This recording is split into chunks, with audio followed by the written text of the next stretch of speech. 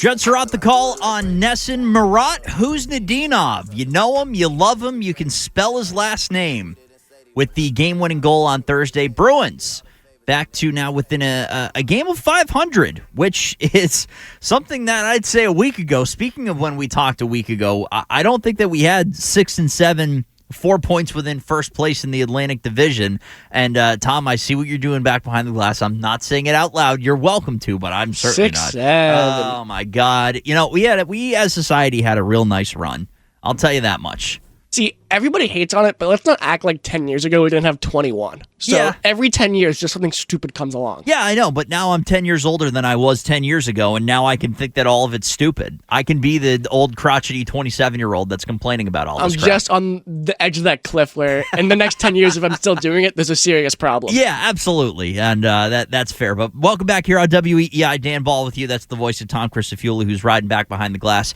Here, taking you up until 1 o'clock. KJ Carson has you 1-3 this afternoon, leading into coverage of Boston College football. They take on number 12 Notre Dame, an alumni coming up. So pregame at 3:30, or excuse me, pregame at 3 o'clock, kickoff at 3:30. Don't forget too, your full slate of football coverage tomorrow, which is going to be awesome. You have a football Sunday. You got Arkan, you got Teddy, you got Mego, and you got Shime and Tommy Curran and all the fun that comes 10-1 tomorrow morning. Patriots play. You have the Six Rings postgame show coming up after, leading into Sunday Night Football. So wall-to-wall football coverage tomorrow on EEI, and then, of course, Patriots Monday. Mike Vrabel, Boomer Esiason on the Greg Hill Show, Hunter Henry, Christian Ellis on Jones and Keefe. The afternoon program has Drake May and Marcus Jones as well. So all that and more coming up on Monday after your football Sunday, after Boston College football, after KJ Carson, and after me. The Boston Bruins, a game within 500 despite having these for your lines going into today's game against the Carolina Hurricanes. Morgan Geeky, David Pasternak, your wingers on the first line. That's fine. That worked. Well, I mean, you stunk last year, but that still worked on your top line last year. Your first line center, and you heard his name mentioned by Judd Surratt coming into the segment. That's right. Marat Husnudinov is playing first-line center. A guy that was scratched a couple of games ago is now being trusted to center your top line. That is because Elias Lindholm was injured, clang knees with, I think it was Jordan Greenway, on the Buffalo Sabres. He had some imaging done. Marco Sturm saying he's going to be missing at least the next couple of weeks, which is unfortunate because I had him mentioned in the conversation for my 3 stars of the season so far for the Boston Bruins. 9 points in 13 games, winning 58% of his faceoffs was Lindholm so far this year. It looked like the game was starting to turn a corner. Was he ever going to be a point-per-game player? No. Was he ever going to be an elite goal scorer in the league? No. But at his best, Elias Lindholm is a 60 to 70 point player and a darn good two-way center, a guy that you can trust in all situations, and a guy who seemed like he was kind of bringing the best out of whomever was playing on that line with him and Pasternak. So it's extremely unfortunate that you lose from an extremely thin position and just an extremely thin group of forwards. So Husnudinov, Geeky, Pasternak. That's your top line. If that doesn't say, what does Jones and Keefe call it? Gagging for Gavin McKenna, then I don't know what does. And then you read the rest. Pavel Zacha, who, by the way, is my sneaky second star of the season for the Boston Bruins. 11 points in 13 games. He has an even rating, and he's winning almost 59% of his faceoffs. All of a sudden, he's gone from a guy that was squarely on the trade block for the Bruins to a guy who I've heard they're at least kicking the tires on potential extension talks. I don't know what that number would look like, but it's hard to find good centers in this league. And if you allow for the continued development of Fraser Minton, you have a guy in Zacha who can play the center and play the wing. I mean, you got to keep some players of consequence on this roster. So we'll see where that one goes. But him, Middlestat, and Arvidsson, not a good second line in the NHL. That's an average third line, if we're being honest. If you put all 3 of those guys on last year's Florida Panthers team, maybe one of them plays above the 4th. So that's kind of my measuring stick. What are they on a championship team? Those guys are 4th liners. At least Arvidsson and Middlestat are. Zacha, you could maybe argue, is a third-line center, third-line left winger in a pinch. Then you got Fraser Minton, who I am still really excited to see what he becomes. I think that was probably, for my money, the best out of the deadline last year was that player. And the kid Zellers out in North Dakota is also going to be an interesting player to watch. Tanner Jeannot and Mikey Aismont, again, fourth liners. Corrali, Beecher, and Kastelik would look much better if they were wearing Providence Bruins jerseys every night than Boston Bruins jerseys. Zadorov, McAvoy, Lohrei and Peak, Asparat, and Yoki Haru on the back end. So what does that group say? What jumps out about that group? Not a lot. My honorable mentions, David Pastrnak, he's got 17 points in 13 games, having another elite point-scoring season, but he's a -5 and has a team-high 24 giveaways this season. So he's been good. I still think there's another level to his game that he can reach. Huznadinov, 2 points in 8 games, but super versatile, been moving all around the lineup. Morgan Geekie's up to 9 goals on the season. He's on a really nice goal-scoring streak. He's been good. And Nikita Zadorov, very quietly, has been a +4 this season. The penalty minutes have not been egregious, and what he's brought out of Charlie McAvoy the last couple of games has actually been pretty good. He's averaging almost 22 minutes a night, is Zadorov, and I think that top pair all of a sudden has kind of started to solidify things just a little bit, because I could not watch the Lohrei McAvoy pairing any longer. I just couldn't do it. I couldn't stomach it. It was offensive to the eyes of hockey fans everywhere with their simple inability to keep the puck out of their zone and out of the back of their net. So there's a little something there. But my number one star of the season for the Boston Bruins so far this season, and a guy who I came in with low expectations for, is Marco Sturm. And the reason I say that is because with the limited talent around him, and going through those lines, you pull Elias Lindholm out of that. It's bad with him in there. It's really bad without. With the limited talent around him, he's still been able to push the right buttons a number of different times. He did that with your top defense pairing of Zadorov and McAvoy, removing Lohrei from that pairing and benching him as well. Not just knocking him down to the second pair, not just limiting minutes, not just pulling him off the power play or pulling him off the penalty kill or not starting him in the ozone or whatever. No, he benched him. He gave him one game to watch with popcorn from the rafters and then put him in a lower leverage role, elevating Nikita Zadorov up to that top pairing and finding something that has led to a couple of wins. Now, the shot totals are pretty jarring. The Buffalo Sabres putting up 40 shots on you is quite the indictment on your D zone and your ability to limit shots on net. But if you're limiting the high danger chances, something that this team also kind of does struggle to do, but if you're giving Jonas Korpisalo, Jeremy Swayman the chance to make saves, then you're at least moving forward a little bit, because they got caved in against the Ottawa Senators on Monday. It was high danger chance after grade A look, after all those kind of things coming in. And though Swayman did not have a good game, he was not being helped. So push the right button on the defensive side of things, elevating Zadorov, benching Lohrei, and putting him in a lesser leverage role. Then comes what he did on offense, which included a healthy scratch or two for Marat Huznadinov, a guy who I still couldn't figure out why he was the odd man out. Of all the talent discrepancies that you have, I thought he was a guy that at least deserved, or at least was one of your best 12 forwards night in and night out. He disagreed. But then comes the need, the necessity to make a change, to try to mix things up. He gets elevated up to the top line. He's speedy. He's the first one in the corner. He's all around the puck. He's a fun player to watch. You know, within the context of still not being incredibly offensively talented. He's at least a guy who you know is working 110% out there every single shift that he's out there. Elevates him to the top line, moves Morgan Geekie down to the third line, and all of a sudden, at least for the little while that lasted, you had some halfway decent scoring depth, where now all of a sudden Morgan Geekie is that centerpiece on that third line.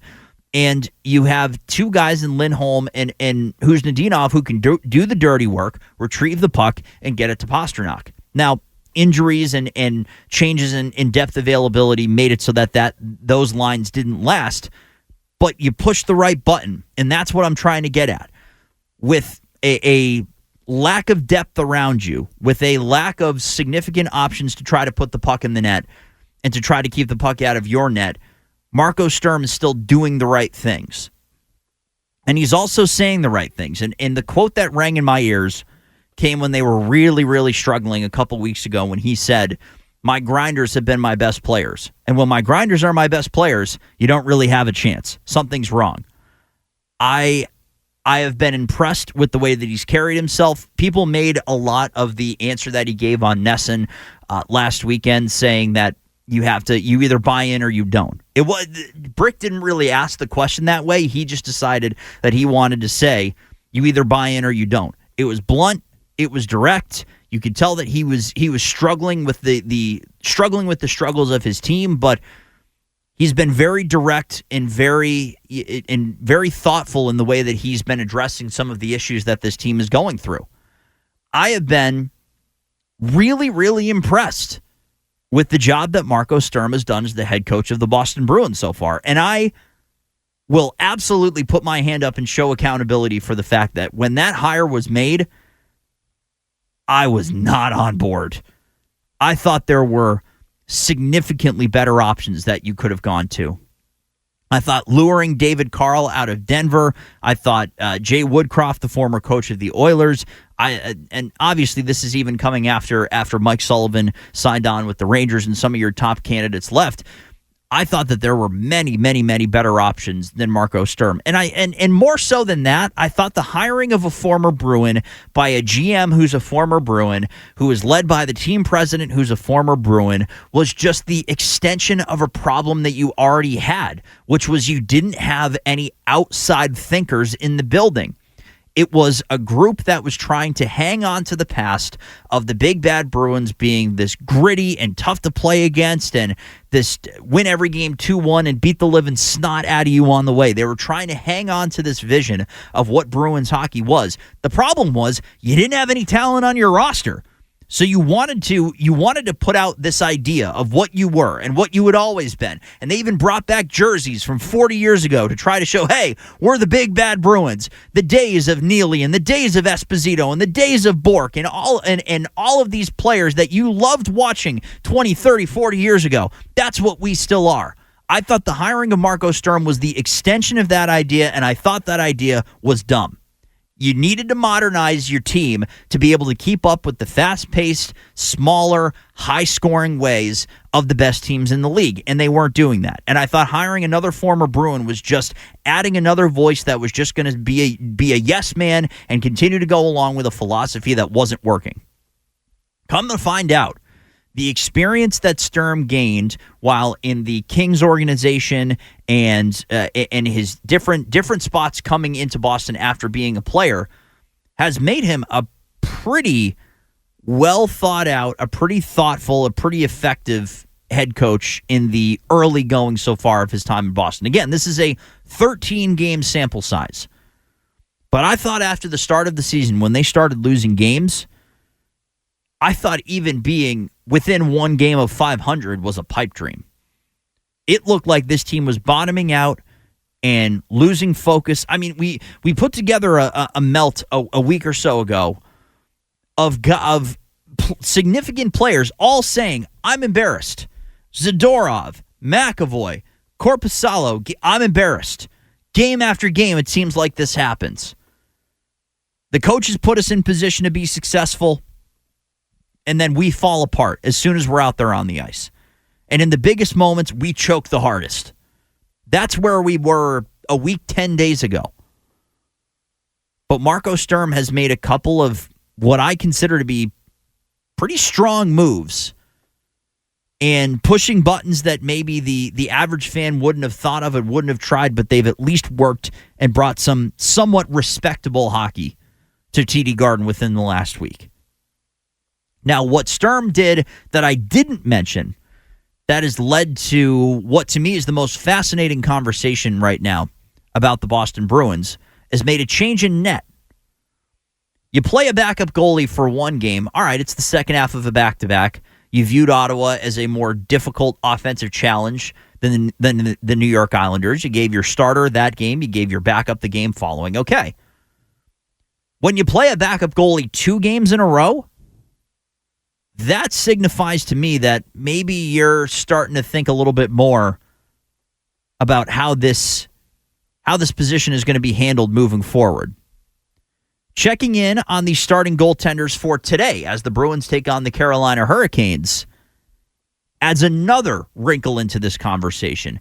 The button that was pushed by Marco Sturm in net, we will continue to analyze with your calls and texts at 617-779-7937 after Tom Christofiuli gets you caught up on what's trending. A shout out from the 401 to our guy Tom, who is murdering rejoins today, according to our text line, and he brings us back here on WEEI. 617-779-7937 is the phone number. If you'd like to get involved, you can call and you can text. I'm taking you up until 1 o'clock. KJ Carson has you 1-3, leading into coverage of Boston college football. So I read during the last segment the practice lines from yesterday, which had Mason Lohrei involved on the second pairing, looking to check back in, being on a bit of a lesser role, not being paired with Charlie McAvoy, which I think, given the play that we've seen from him from the last year plus, leading the league with the lowest plus minus last year and things of that nature, was probably apt. But during the course of the break, Tom found a quote coming from head coach Marco Sturm talking about his lineup decisions. There has been a change in that regard, and for the third straight game, Mason Lohrei will be benched, will not be part as Hampus Lindholm checks back in on that pairing. This is what Marco Sturm had to say before the game. How can Mason Lohrei benefit from this time away, not in the lineup? Yeah, no, he should be pissed. He should be very pissed. He should be upset. He works hard in practice. He's ready. He just waits for his opportunities. But that's, I think that's the goal. Having him out there and be a little bit different when he comes back, right? Watching from upstairs, watching some other players, what they do well, what they do wrong too. So it's a learning process for him right now, and that's why we do it. And but when it's his turn, so we are hoping he's gonna get better too. There's another check for me in the column of the head coach of the Boston Bruins. I think it's not only an apt move, but a really interesting answer to that. Not trying to hide behind the fact that, we're just doing this for this, that, the other. No, he should be mad. We're making a decision that he doesn't agree with, and we want him to be mad, and we want him to do something about that. We view him as an important piece, and we want him to be motivated to make the most of the minutes that he has. And you go back and you look at the way that the career has gone for Lohrei, who was a second-round pick in 2020 of the Bruins. He played a couple years in Green Bay in the USHL, 2 years at Ohio State. He was great. 29 points in 31 games, then 32 points in 40 games. Was a plus 16 the first year. Interestingly enough, he was a minus 3 in the second year. I just think that's worth noting. Plays 5 games with Providence in 2022-23 after the end of his season at Ohio State. Then plays 21 games in Providence, 16 total points. Recalled by the Bruins, 13 points in 41 games. This is in the 2023-24 season, 11 games in the playoffs with 4 points. Then the following year, he is essentially, this is last season, he is a top defenseman on a bad team, 33 points in 77 games, but a minus 43. A minus 43. 33 points, minus 43. Almost hard to do. But again, the defense last year was defense and goaltending last year were the worst that they've been in, 15, 20 years. So he's certainly a part of that. But I say all of that to say, he's kind of been fast-tracked to the NHL because he's a really strong offensive defenseman. Kid can put the puck in the net. He can distribute the puck when he's in the offensive end. He can quarterback a power play. He has all of the makings of, a good, strong offensive defenseman in the NHL. The problem is he was being put in situations last year where he was expected to play strong defensive hockey, play on the kill, play in his own zone, and that really had never been a strength of his game. And he wasn't in the minors or in college long enough to where he had to kind of maximize that skill set. So I think it's a pretty valuable opportunity for him to kind of learn a little bit of what it's like to actually be a well-rounded two-way defenseman in the NHL. And there are kind of two schools of thought. you can do what the Bruins did last year between Montgomery and Joe Sacco and just throw him out there, feed him to the Wolves, and see how he can do. Throw him in the deep end and see if he can swim. He sank last year. Or you can pull him out. You can coach him up. You can try to develop a guy who, again, is 24 years old. 24 years old and has been playing in the NHL in certain capacities since 2023. This is the beginning of a guy that should be a long-term project. What I think just kind of got lost in the shuffle is that he stands at 6'5", 218, so he looks like he should play like Zdeno Chara. The problem is his game suggests that he plays like Torrey Krug. So you have to try to get a guy who has the physical makeup of a bruising defensive defenseman to learn how to actually play that way. And that's not an easy thing to do on the fly. You can't just throw a guy out there on defense on a bad team, play him 23 minutes a night, and expect that he's just going to magically, you're going to snap his fingers and he's going to figure it out. So that's kind of where we're at with Mason Lohrei, who needs to be, absolutely has to be, a significant part of this team moving forward. You've now invested at over $3 million, the kind of money that would suggest he should be a middle six defenseman for you moving forward. But this should be a transition year. This should be a development year.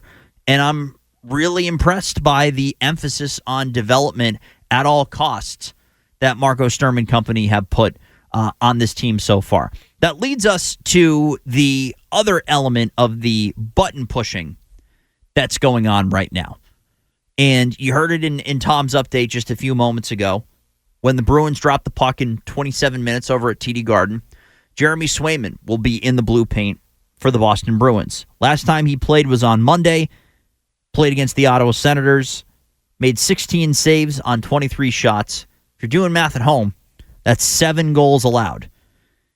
He now has as many games giving up 1 goal as he does giving up 6 or more. Has as many 1-goal efforts as he does touchdowns against. Hasn't recorded a shutout so far this year, and last year he had more games with 5 or more goals allowed than he did shutouts. So when it rains, it pours games for Jeremy Swayman have already been on display. That was a 6-goal effort against the Vegas Golden Knights. You lose the game 6-5. So you pull one of those back, we may be having a different conversation. And then a 7-2 embarrassment against Ottawa. That game, I would guess that Jonas Korpisalo was going to start the following game against the Islanders regardless. Second half of a back-to-back, you are traveling in the middle of it. It's pretty commonplace to see NHL teams go with goalie 1 one night and goalie 2 the next night. What I think caught everybody off guard after Korpisalo made 33 saves on 35 shots against the Islanders was that Marco Sturm chose to trot him back out against the Buffalo Sabres, and you could argue that he was even better. Save percentage was down a little bit, but 37 saves on 40 shots. He saved more than 1 goal above expected, which I know is a stat that people just have started to throw around in the hockey world, and I think there's varying degrees of understanding what it actually means. He was spectacular against some high-danger chances on a 40-shot effort from the Buffalo Sabres. Keeps you in the game. You end up winning the game in overtime. Marco Sturm goes back to Jeremy Swayman this afternoon, showing to me, and I was wondering about this, because if you play Korpisalo 3 games in a row, that shows you that we're having a changing of the tides in who the starting goaltender is of the Boston Bruins. And Carolina is leaps and bounds better than both the Islanders and the Sabres. So if you start Korpisalo for a 3rd straight game, and that 3rd game is against Carolina, whoa. We now have a different definition of goalie 1A and goalie 1B on the Boston Bruins. But the choice was made to go back to Jeremy Swayman. And unfortunately, as much as I would have loved to see them ride Korpisalo's hot hand for 3, 4, 5 games, as was asked of Marco Sturm during the post game on Thursday. As much as I would have loved that, you paid too much money to your starting goaltender to bail on him now. It's just a factor of the contract and the commitment that you made to this player. You have to keep it an open competition right now because you're 13 games in. You're not a Stanley Cup contender, and conventional wisdom would state that with the money and the term that you put on the contract for Swayman, you believe that the next time you are a Stanley Cup contender, he's your starting goalie. He's the guy that you ride through the playoffs. That's what that contract, that's what that commitment should suggest to you. So you have to try to make the most out of this agreement while you have the chance. Yes, Tom? Doesn't it also put you in the exact same spot you were in 2 years ago when you had Allmark here, and it was Allmark Swayman, and now you have Corby Swayman. So if you play him, you're in the exact same spot you're in 2 years ago with one could argue a lesser goaltender behind Swayman. And the whole point you pay Swayman is so you have the one guy. The one guy, like, that is your guy. Right. Well, that's the difference. That's the thing. If both of these guys were making that like $4 million number that I think they were both around at that time, then I think you'd see a pretty significant commitment to, all right, one's going to play 41 games, the other's going to play 41, and we're just going to kind of go back and forth, and they're going to kind of win the Vezina together. The problem is that contract. You are contractually obligated to try to make it work with Jeremy Swayman, to try to let him figure it out so that you can leave this year going, at least I know that Jeremy Swayman is my number one goaltender moving forward. It stinks because in the short term, it means you're playing the guy who is not playing as well. You are benching the hotter hand in order to try to maximize what you have with this guy. But you've made the kind of commitment where you have to try to make it work, and you're early enough in the season where the games still don't have as much meaning behind them where you can roll it out there and see if it works. What I really do wonder, though, if we take this 13 game sample size and you kind of take it further on down the line, say the Bruins remain competitive enough where we are still talking about a team that has a chance to maybe scratch and claw into the wild card. Maybe we're not absolutely certain that they're going to be sellers at the trade deadline this year, and maybe they do have a chance, a couple games above or below 500, to make a key addition somewhere and make a run to a playoff spot. Then what happens? What happens down the stretch for the final 6 weeks, 2 months of the season if we're still having the same conversation about, Corpy's having a better year? I'm not overly surprised to see them go back to Swayman now because it's October, November, and you're still kind of figuring out what exactly this season is going to be. If we're in March, if we're past the Olympics, and we're having this same conversation about 2 really good games in a row for Joonas Korpisalo, I would wonder in that same situation if they'd go back to him for a third game. I really would. But I think you're so early into it. You have so much that you haven't yet decided or understood about what the 2025-26 Boston Bruins are going to be that you can justify going back to this guy. But the conversation is now open, it's being had, and it's getting louder. And I tell you what, if Swayman goes out there this afternoon and has another clunker, looks like he did against Vegas, looks like he did against Ottawa, then the conversation is going to continue to get louder. And what I worry about, we had this conversation during the course of the offseason because multiple times Jeremy Swayman in the third person decided to tell everybody that Jeremy Swayman is a new person. Standing here right now, Jeremy Swayman is a new person. And we all rolled our eyes and went, well, a new person wouldn't refer to themselves in the third person. But he said it anyways, and we had to believe it. What happens if that new person starts to hear the rumblings, starts to kind of feel the ground getting a bit uneasy, starts to feel the pressure of losing their hold on this number one job? Does Jeremy Swayman, who told me in the third person that he's a new person this year, does he have the ability to respond to adversity and up his game versus respond to adversity and fall apart? That is something that I have zero answer on right now. I have not seen a concrete example of a situation in his young career where he's had adversity to this level and upped his game. I would not consider being a tandem goaltender with Linus Ullmark as adversity. I would consider that to be a privilege for both of those players. Both of them made each other better. Does he view Joonas Korpisalo as the new, to Tom's point, does he view him as the new Linus Ullmark where together we can form one tremendous goaltender that can lead this team to a wild card spot, or does he view it as competition and does he fall apart because of it? I have not seen enough in the mental makeup of Swayman where I'm confident how he responds to this. But we'll certainly see. He has a tough task in front of him in about 20 minutes. Bruins taking on the Carolina Hurricanes. Also, I would like to mention this before we go to break because we're going to wrap up with the Celtics and then we'll get you over to KJ Carson leading into Boston College football. The numbers that we're talking about for these guys, Swayman, 886 save percentage. Korpisalo, despite having save percentages of 943 and 925 in the last two games, has a season total of an 882. These are two bad goalies that are trying to be less worse than the other right now.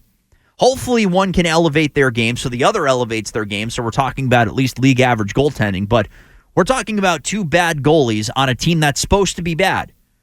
But you got to figure this out eventually. We'll see if they do. 617-779-7937, the phone number. When we return, we'll wrap up with the Boston Celtics. Back to 500.